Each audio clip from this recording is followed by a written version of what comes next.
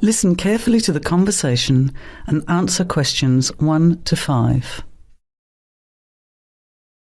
Hi, Andrea. How are you feeling now that exams are over? It's fantastic to have finished, isn't it? And to sleep in every morning. What about you? Well, I've been catching up on sleep too, but I've got a lot to do before I leave for England. Perhaps you could give me some advice. I've got a lot of things I can't possibly take back with me, but I don't know what to do with them. Well, it depends on what sort of things they are and whether you're thinking of giving them away or selling them. Well, almost everything. Furniture, the fridge and other kitchen stuff that I bought from the previous tenant. But the new people have already got what they need, so they're not interested in buying stuff from me. I can't afford to give it away, but I'm not sure how to sell it all.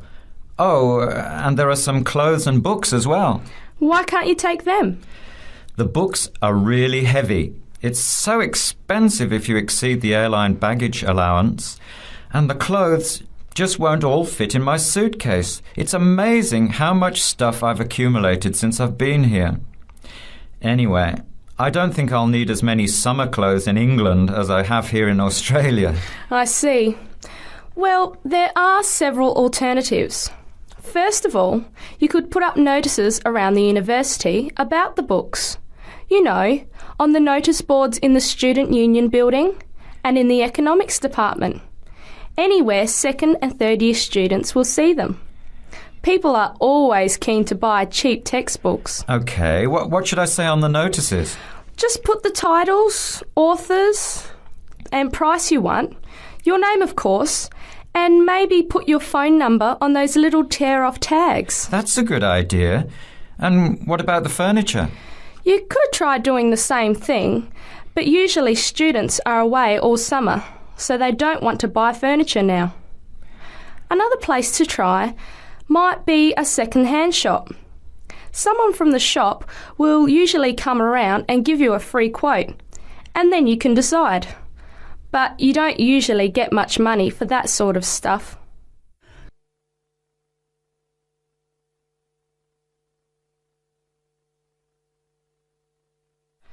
Another alternative is to put an advertisement in the Trading Post. Do you know that paper? It comes out every week advertising things people want to sell. You have to pay to put the advert in and then hope people phone. Give them as much information as possible, and if they're interested, invite them to come and have a look. The hard part is agreeing on a price. No, I haven't seen the Trading Post, but I should have a look at it. And I could advertise the fridge, the microwave and the furniture. But the kitchen stuff isn't really that good. You know, old cutlery, a few pots and pans and some plates and things. What shall I do with them? Well, another option is to donate the kitchen things to a charity shop. You know, like the Salvation Army or St Vincent de Paul. Why don't you get a second-hand shop to give you a quote first? Yes, I could do that. Find out how much they'll give me and then decide whether to sell them or give them away. But I've still got the clothes. A charity shop will take them too, as long as they're in good condition. And even though you don't get any money, at least you know that someone who really deserves some help has benefited. That's a good point. I'll advertise the expensive stuff, the furniture, and donate the clothes and kitchen stuff. Let's go and buy a Trading Post and you can help me write the advert. Well, actually, I'm interested in buying the fridge and the microwave, depending on the price, of course. OK, let's see how good you are at bargaining.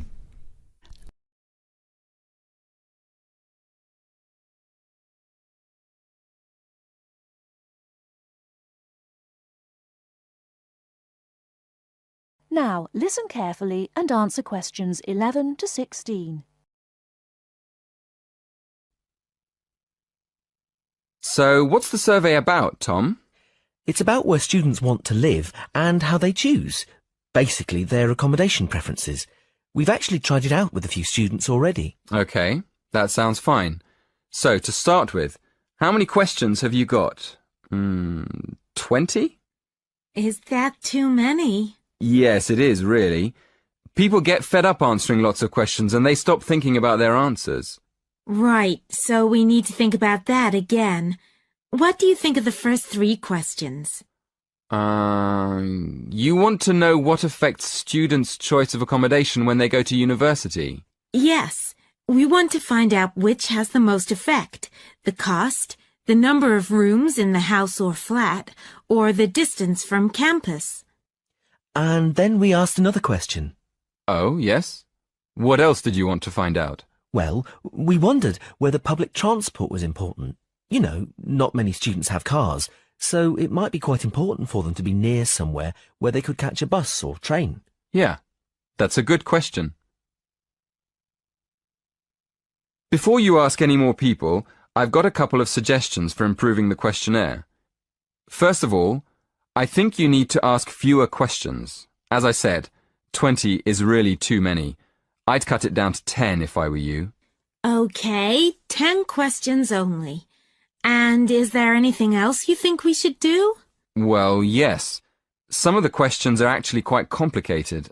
I think you should make them clearer. I think they should be easier to understand.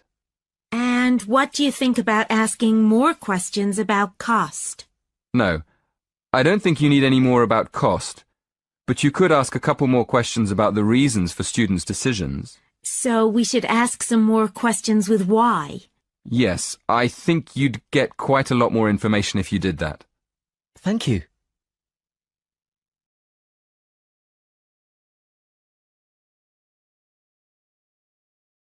Now listen and answer questions 17 to 20.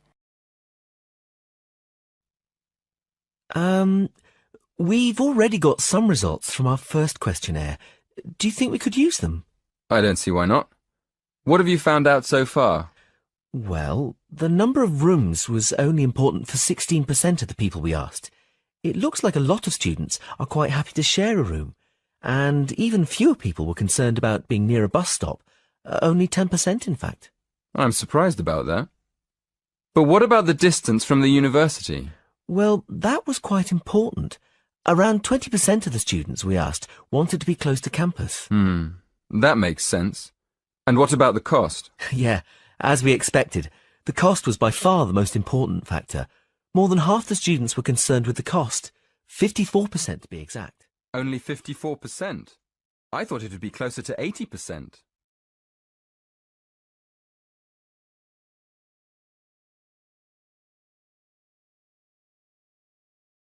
Now listen carefully and answer questions 21 to 26.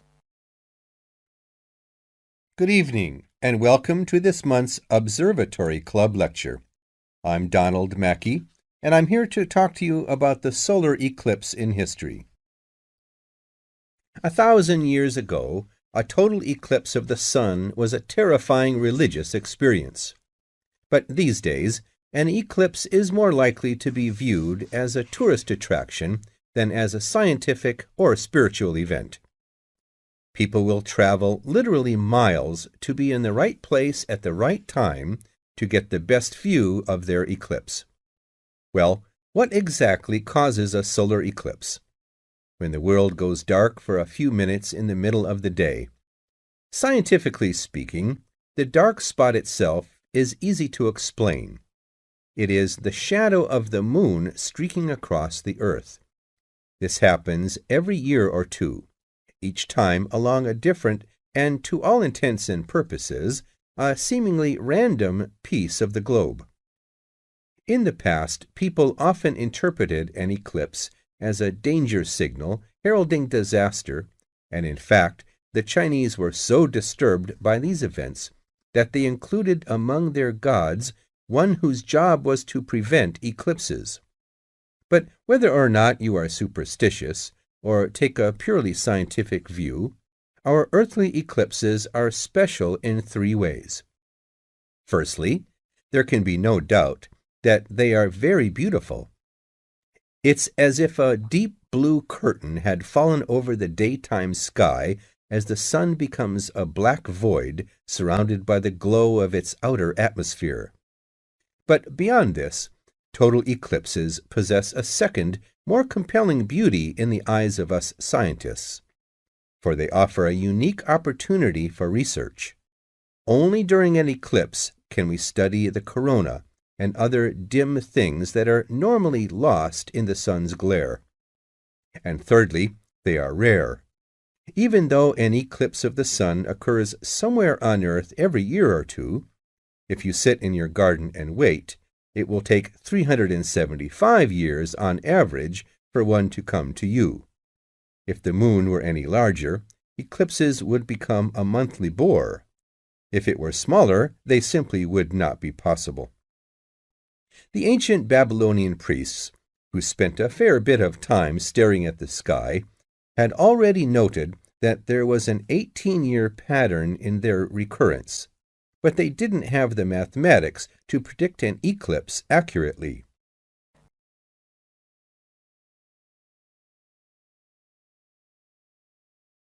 Now listen and answer questions 27 to 30. It was Edmund Halley, the English astronomer, who knew his maths well enough to predict the return of the comet, which incidentally bears his name, and in 1715 he became the first person to make an accurate eclipse prediction. This brought eclipses firmly into the scientific domain, and they have since allowed a number of important scientific discoveries to be made. For instance, in the eclipse of 1868, two scientists, Janssen and Lockyer, were observing the sun's atmosphere, and it was these observations that ultimately led to the discovery of a new element. They named the element helium after the Greek god of the sun. This was a major find because helium turned out to be the most common element in the universe after hydrogen. Another great triumph involved mercury. I'll just put that up on the board for you now. See, there's Mercury, the planet closest to the sun. Then there's Venus, Earth, etc. For centuries, scientists had been unable to understand why Mercury appeared to rotate faster than it should.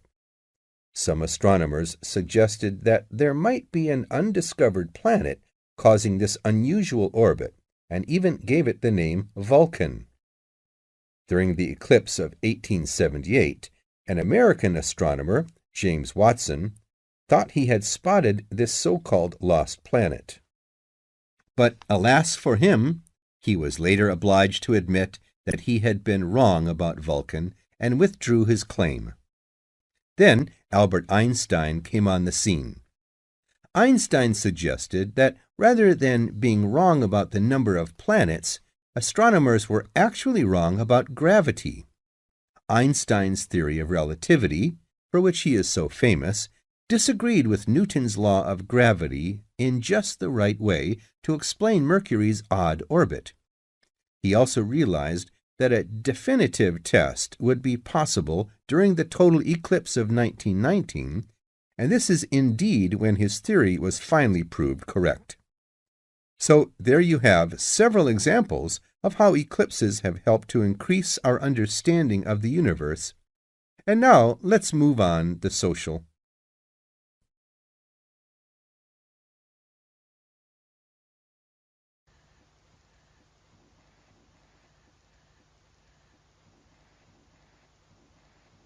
Now, listen carefully and answer questions 31 to 40.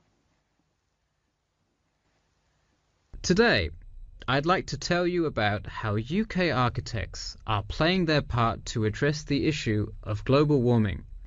You have seen many of these iconic buildings while going about your everyday life, but you may not know how they are affecting your tomorrow.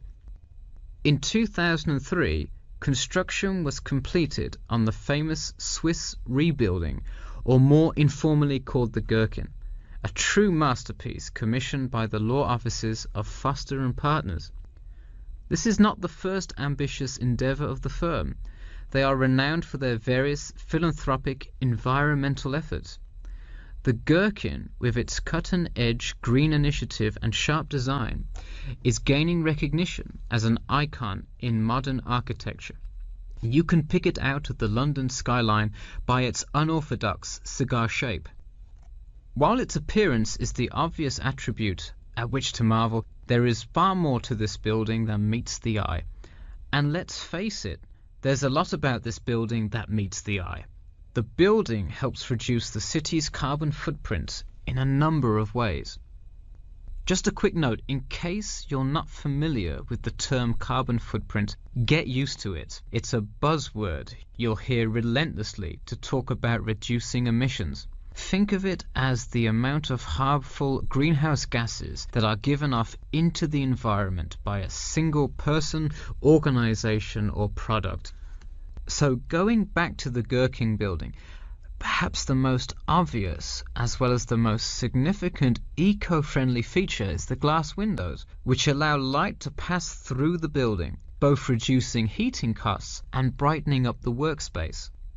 The ingenuity behind the various eco-friendly aspects of the Gherkin has seen its fair share of publicity, both from serious and silly sources. In a recent April Fool's Day edition, one e-publication printed a story detailing plans to replace 50% of the current exterior with grass, which would not only make large steps in the name of sustainability, but also give the building the green hue that would truly earn it the nickname of the Gherkin. The only drawback is, as you may have guessed, that this story was an April Fool's Day joke and completely made up.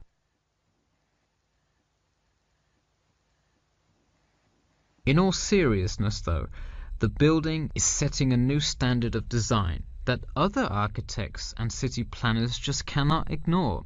The building's bold and cost-efficient design has won a number of architecture awards, including the Sterling Prize, the London Region Award, and the Empress Skyscraper Award, among others. The design comfortably accommodates a large number of offices, while keeping maintenance and operation costs down, striking a superb balance between nature and the workplace. Nature is well and good, as long as the weather is nice outside. Given London's notoriously bad weather, the architects knew they must devise a quality temperature regulation system, and that they did. A special system designed to reduce the building's reliance on air conditioning was devised that cuts consumption in half compared to standard office buildings. There are atria that link each floor vertically to one another, forming spiraling spaces up the entire building. They serve not just as social common spaces, but also act as the building's lungs, distributing clean air from the opening panels in the facade through the entire building. The building isn't all business though. It has its fair share of fun as well.